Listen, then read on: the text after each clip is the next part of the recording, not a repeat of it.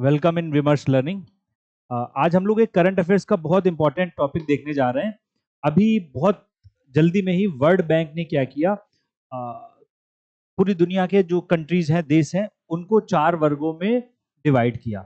और ये world bank करता रहता है कि कौन से देश हैं जो लो इनकम में हैं, ठीक है, निम्न आय वाले देश हैं, कौन से देश जो है लोअर मिडिल इनकम है, निम्न मध्यम आय वाले देश हैं, अपर मिडिल इनकम में कौन से हैं, और हाई इनकम वाले या उच्च आय वाले देश कौन है। तो पहली चीज तो ये याद रखनी है कि वर्ल्ड बैंक इन 4 कैटेगरीज में सभी देशों को क्लासिफाई करता है, ठीक है। निम्न आय, निम्न मध्यम और उच्च आय वाले देश, ठीक है। फिर वर्ल्ड बैंक क्या करता है, ये क्राइटेरिया डिसाइड करता है कि कौन से देश ऐसे होंगे। तो देखो, हाई इनकम का क्राइटेरिया क्या है, जो देश $14,000, जहां पर प्रति व्यक्ति आए $14,000, 14,005 है एग्जैक्ट, वैसे $14,005 से ज्यादा प्रति व्यक्ति आय होगी, वो हाई इनकम कंट्रीज कहलाएंगे। और जो कंट्री जहां पर 1145, ये नई लिमिट भी चेंज की है वर्ल्ड बैंक ने, इसलिए ये लिमिट भी काम की होती है हमारे लिए, $1145 प्रति व्यक्ति आय सालाना से कम हो गए, वो क्या है, निम्न आय वाले देश माने जाएंगे। भारत हमारा लोअर मिडिल कंट्री इनकम वाला देश है, ये तो सबको नाम भी पता होगा। इंडिया कैसा देश है जो लोअर मिडिल में आता है, क्योंकि इंडिया की पर कैपिटा इनकम $2700 के आसपास होती है, ठीक है। वो लगभग 2,25,000-26,000 तक होती जाके है प्रति व्यक्ति आय।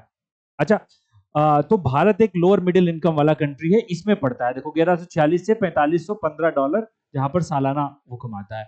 और फिर अपर मिडिल की ये रेंज है 4516 से $14,005। तो ये 4 कैटेगरीज हैं। इंडिया का अपना याद रखना है कि इंडिया एक कैसा देश है। इंडिया में बिलियनियर्स तो बहुत है, लेकिन इंडिया अभी भी एक लोअर मिडिल इनकम देश कहलाता है। इसीलिए हम लोग बोलते हैं ना, भारत एक विकासशील देश है। भारत में रिच तो बहुत है, अमीर बहुत है, इसलिए बोला जाता है भारत के अमीर तो हाई इनकम जो कंट्रीज हैं इनके बराबर अमीर हैं, ठीक है। लेकिन भारत का ओवरऑल अगर कंट्री देखा जाए तो वो लोअर मिडिल इनकम में पड़ता है प्रति व्यक्ति आय के हिसाब से।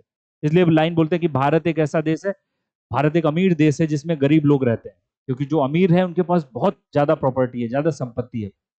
अच्छा, यहाँ पर कुछ देशों के बड़े इंटरेस्टिंग जो इस बार उनकी रैंक बनी, जैसे वॉर के टाइम पे जब युद्ध हुआ रूस यूक्रेन का, तो रशिया जो था अपर मिडिल में चला गया था, लेकिन रशिया क्या आ गया, इस बार फिर से हाई इनकम में आ गया। तो ये जो हाई इनकम में जो देश आए हैं, उनका नाम बहुत काम के हैं जो इस बार, और इसमें सबसे चौंकाने वाला अगर कोई सोचेगा तो वो नाम है रशिया का।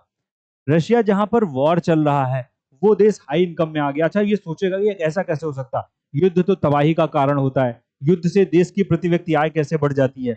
लेकिन रशिया में क्या हुआ है, देखो, रूस युद्ध के टाइम में क्या होता है कि इन्वेस्टमेंट, गवर्नमेंट एक्सपेंडिंग बहुत होती है, स्पेंडिंग की जाती है, नए नए इंफ्रास्ट्रक्चर प्रोजेक्ट चलते हैं, कंस्ट्रक्शन का देखो कितनी चीजें तबाह होंगी, वो फिर से बनाई जाएंगी और लोगों की आय बढ़ेगी। अच्छा, इससे क्या हुआ, रूस ने अपना तेल की कीमतें भी सस्ती कर दी, इससे रूस की जो तेल की जो बिक्री थी वो भी बढ़ गई। भारत का तो सबसे बड़ा ट्रेडिंग पार्टनर हो गया रूस ऑयल के मामले में। आज भारत सबसे ज्यादा जो आयात कर रहा है, इंपोर्ट कर रहा है, रशिया से कर रहा है। तो ये ऐसे रूस जो है हाई इनकम कंट्री बन गया। रूस को छोड़कर 2 देश और बने हैं जिनका नाम है बुल्गारिया, बुल्गारिया और पलाऊ। पलाऊ, पलाऊ पैसिफिक का एक छोटा सा कंट्री है, तो याद रखना ये हाई इनकम में आए हैं। ऐसे यूक्रेन लोअर मिडिल से मिडिल इनकम में आने वाले देश कुछ हैं, बड़े फेमस देश हैं, इनमें यूक्रेन आता है।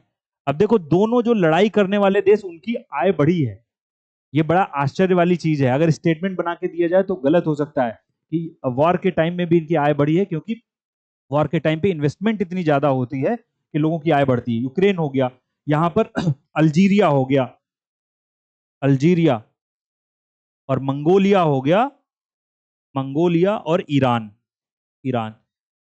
ये 4 देश हैं जो लोअर मिडिल इनकम से अपर मिडिल इनकम में आए हैं। अकेला कंट्री जो रैंक में नीचे गया, अच्छा वो कंट्री भी नहीं क्योंकि रिकॉग्नाइज नहीं है, वेस्ट बैंक और गाजा वाला एरिया। फिलिस्तीन को बहुत से देशों ने अभी मान्यता नहीं दी है, हालांकि भारत ने दी है। तो बस फिलिस्तीन गाजा जो है गाजा वेस्ट बैंक है, जो अपर मिडिल से लोअर मिडिल इनकम में गया है, बैकवर्ड गया है।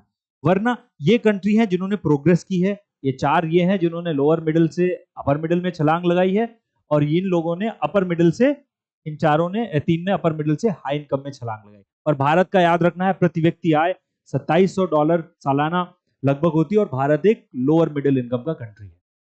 Thank you.